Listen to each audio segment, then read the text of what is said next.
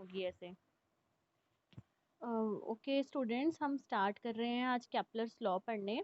तो Kepler's law से base से पहले कुछ मैं आपको बेसिक बताती हूँ कि सबसे पहले जब ये प्लानिटरी मोशन की इतनी रिसर्च नहीं हुई थी, तो सब अपनी अजम्पशन से कुछ ना कुछ थ्योरीज मान कर चलते थे। उनकी परसेप्शंस थी कि ऐसा हो सकता है या ऐसा हो सकता है।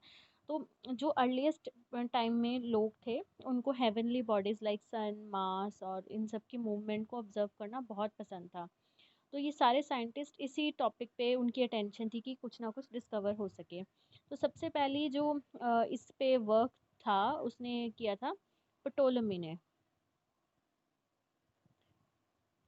ये ग्रीक का पर्सन था। इसने बोला कि जो सिस्टम है वो जियोसेंट्रिक है। जियोसेंट्रिक मीनिंग अर्थ जो है वो सेंटर पे है और बाकी सारी हेवनली बॉडीज अर्थ के अराउंड रिवॉल्व कर रही हैं। सारे star, planet, moon are moving around the earth and earth उसने बोला स्टेशनरी है। तो बाद में कूपरनिकस था, उसने इसकी थ्योरी को पटोलेमी, दिस इज एम, इसकी थ्योरी को चैलेंज किया कूपरनिकस ने। उसने ये बोला कि जो अर्थ है वो सेंटर में नहीं है, सन सेंट्रिक सारा सिस्टम है, सन सेंटर में है और सारे प्लैनेट, सारी हेवनली बॉडीज उसके अराउंड रिवॉल्व कर रही हैं। तो उसकी थ्योरी को हेलियोसेंट्रिक थ्योरी बोला गया, मीन्स सन एट सेंटर। ठीक है। तो सारे जितने भी पर्सन्स ने स्टडी की, उन सब की स्टडीज़ को कैपलर्स ने कैरी फॉरवर्ड किया और उनकी स्टडी करके कुछ अपने लॉज दिए। Kepler's law of planetary motion 3 law हैं। इसकी मैंने आपके साथ वीडियो भी शेयर की थी। आज हम इसको थ्योरी वाइज पढ़ेंगे। वो जो वीडियो थी वो थोड़ी एनिमेशन बेस्ड थी। तो कैपलर्स का वेरी फर्स्ट लॉ स्टेट करता है कि सारे प्लैनेट सन के अराउंड रिवॉल्व कर रहे हैं और सन किसी भी फोकस पे हो सकता है, चाहे इस फर्स्ट फोकस चाहे इस सेकंड फोकस पे हो सकता है। ठीक है, सन की पोजीशन किसी भी फोकस पे हो सकती है। तो सारे प्लैनेट्स ऑर्बिट में मूव करते हैं, इसलिए इसके फर्स्ट लॉ को, कैपलर्स के लॉ को, लॉ ऑफ ऑर्बिट्स भी बोलते हैं। तो इसकी स्टेटमेंट क्या है कि every planet revolves around the sun in an elliptical orbit. सारे प्लैनेट सन के अराउंड मूव कर रहे हैं इलिप्टिकल ऑर्बिट में, क्योंकि जो अर्थ जो ऑर्बिट होते हैं वो परफेक्ट स्फीयर नहीं होते अर्थ के भी और बाकी भी, वो थोड़े से अपनी एक्सटेंडेड हुए होते हैं। तो उनकी शेप ऐसी इलिप्टिकल होती है।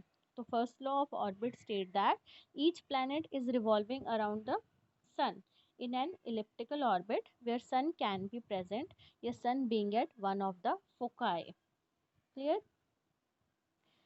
तो सन, ये जो है ये शॉर्ट है और ये लंबा वाला है, मीन्स ये पोल है और ये इक्वेटर है। तो इसमें होता क्या है, जो सेकंड लॉ स्टेट करता है उसके अकॉर्डिंग जो लाइन सन को जॉइन कर रही है, सपोज प्लैनेट की पोजीशन पहले P1 पे थी और ये प्लैनेट की सेकंड पोजीशन, तो जो लाइन सन को जॉइन कर रही है वो इक्वल एरिया कवर करती है in equal interval of time. It covers equal area in equal interval of times.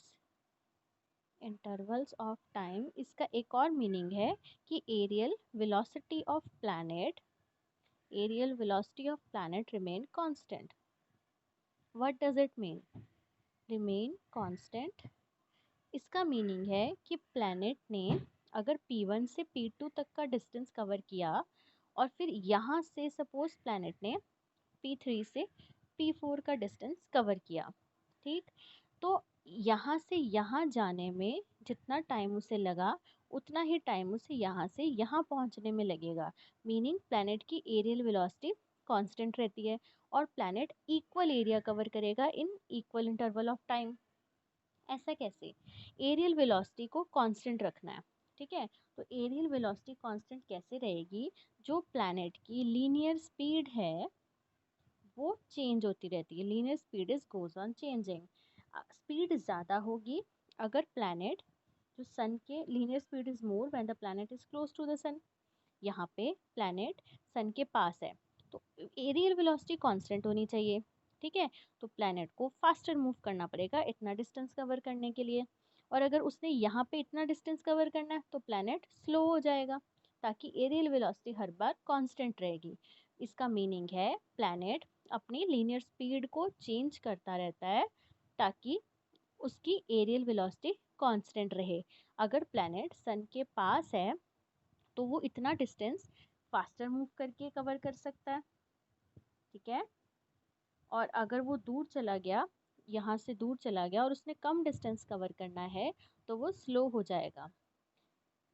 This is Kepler second law of motion. Means वो लाइन जो प्लैनेट और सन को ज्वाइन कर रही है, वो that will sweeps out equal area in equal interval of time and its aerial velocity remain constant. To keep this velocity constant, linear speed of the planet changes continuously. Linear speed is more when the planet is close to the sun and its value is less when the planet is away from the sun. Suppose करते हैं जो area है P1 S P2, position of sun is represented by S, P1 S P2, ये area equal है P3 S P4 के। Mean ये जितना area है उतना ही एरिया ये है, दोनों एरिया इक्वल हो गए।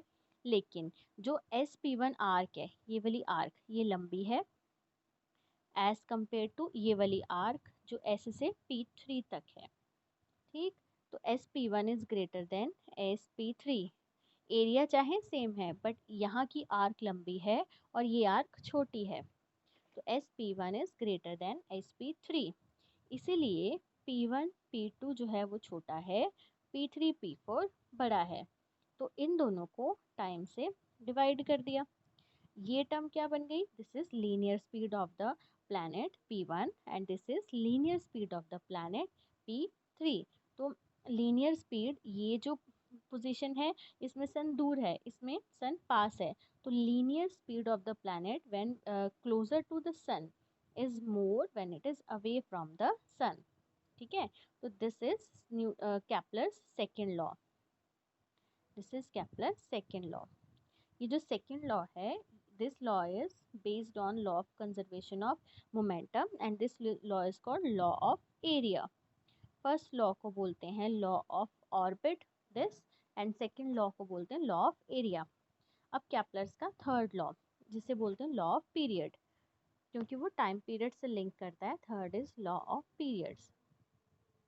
ये स्टेट करता है कि प्लैनेट को जितना टाइम लग रहा है अपना वो कवर करने के लिए एक circle around the sun, square of that time period is directly proportional to cube of the semi major axis. ये मेजर एक्सिस होती है और ये माइनर एक्सिस होती है।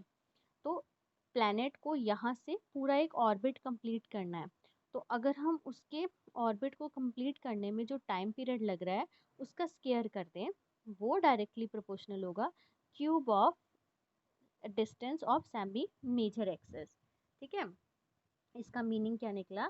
प्लैनेट जो लार्जर डिस्टेंस पे हैं, जो दूर हैं, ठीक है, सन से जो प्लैनेट दूर हैं, उन्हें अपनी रेवोल्यूशन को पूरा करने के लिए ज़्यादा टाइम लगेगा एज कम्पेयर टू द वो प्लैनेट जो सन के पास हैं। तो मीन्स जो जैसे जैसे आर बढ़ता जाएगा, time period to complete one revolution वो भी बढ़ता जाएगा। तो ये मैथमेटिकल फॉर्मूला है जो बताता है आर को पी से लिंक करता है, and this law is called law of period, ठीक है। नेक्स्ट हम डिड्यूस करेंगे Newton's law of gravitation from Kepler's law. Next हम सॉल्व कर रहे हैं deduction of Newton's law of gravitation.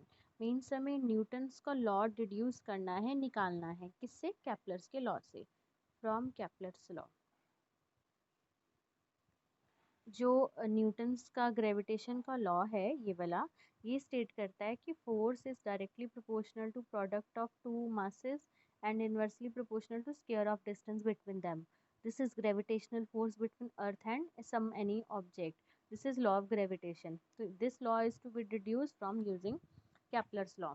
ठीक है। तो सपोज करते हैं कोई एक प्लैनेट जिसका मास स्मॉल m है is revolving around the sun, and the sun, यहाँ पे सपोज कर लेते हैं सन प्रेजेंट है जिसका मास कैपिटल m है। जो ये वाला सन है वो r की रेडियस है, उसकी ऑर्बिट में मूव कर रहा है। लेट करते हैं ओमेगा उसकी एंगुलर वेलोसिटी है। तो मैंने क्या बताया, planet m is revolving around the son of mass capital M in a nearly circular orbit of radius small r, with planet is moving with angular velocity omega. So let capital T be the time period of revolution of the planet around the sun. Then omega is equal to 2 pi by t. Omega होती है frequency, angular frequency जिससे planet move कर रहा है, या angular velocity, इसका formula होता है 2 पाई बाय टी। तो प्लैनेट को सन के अराउंड मूव करने के लिए सेंट्रीपिटल फोर्स चाहिए, that centripetal force F is equal to M R omega square. This is the formula of centripetal force. M B square by 2 भी होता है, centripetal force M B square by 2, V होता है are omega. तो ये calculation करके formula बनता है एम आर ओमेगा स्क्वायर। ठीक है, F is equal to M R as it is, omega की value 2 pi by T, 2 pi by T, और स्क्वायर है तो ऊपर आएगी square. So F is equal to 4 pi square, 2 two ज़ा 4 pi square M R by T square. ठीक है, तो यहाँ से हमने क्या चेक किया, इसे उधर ले गए, वैल्यू बनेगी T square is equal to 4 pi square by F M are.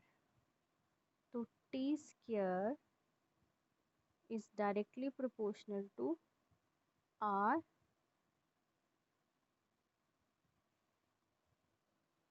Okay बच्चे, ये मैंने टी स्क्वायर यहाँ से निकाल लिया।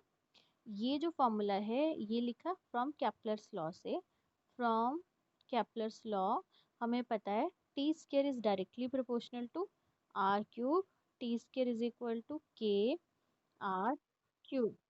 हाँ यस, कैप्लर्स का third law which state that square of the time period is directly proportional to cube of the semi major axis.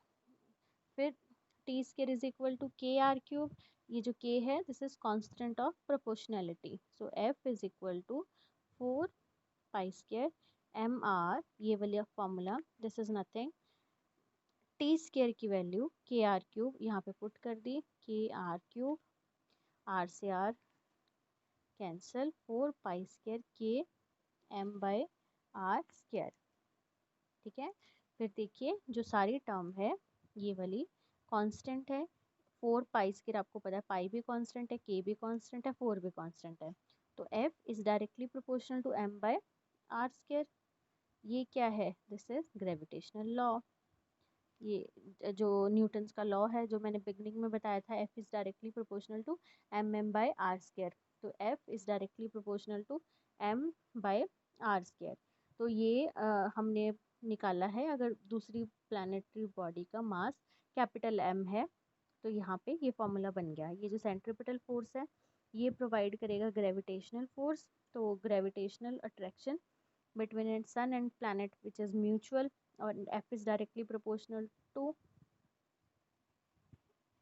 इस टर्म को अगर हम कांस्टेंट लिखें g m तो ये वैल्यू बन जाएगी m बाय आर स्क्वायर। मैं रिपीट करती हूँ ये स्टेप। जो फोर्स है ये वाला ग्रेविटेशन का, this is directly proportional to mass of the planet, और ये सन के मास के भी डायरेक्टली प्रोपोर्शनल है। तो 4 पाई स्क्वायर बाय जो के था उसे हमने लिख दिया capital G M, directly proportional की जगह इसकी जगह जी एम, और एम बाय आर स्क्वायर तो एज इट इज था। तो पूरी इक्वेशन को जब हम उसमें पुट करेंगे, this is law of gravitation.